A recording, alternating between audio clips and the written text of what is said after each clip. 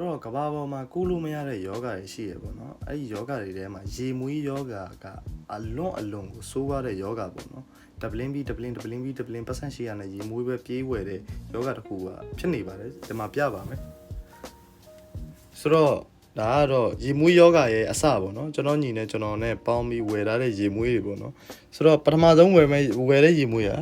stronger with you ဒီကောင်ကိုပလင်းသေးဝယ်လိုက်တာကြိုက်လားမကြိုက်လားဆိုတာမသိလို့ပထမဆုံး first ဆိုတော့လဲဘယ်လိုလဲဆိုတာမသိလို့ဒီကောင်ကရင်ဝယ်လိုက်တယ်တော်တော်ကောင်းတယ်စောင်းရသည်မလားသေးတော့မစွတ်သေးဘူးပြီးတော့နောက်တစ်ပလင်းကကြတော့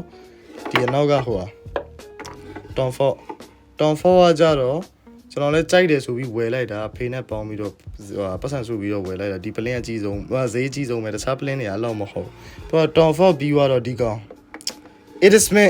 ကိုမင်းရေမွေးနော်ကိုမင်းရေမွေးဝယ်လိုက်တယ်ကိုမင်းရေမွေးပြီးသွားရင်နောက်တစ်ခုကဒီအားကျတော့ကျွန်တော်ညီရေမွေးဒီကောင်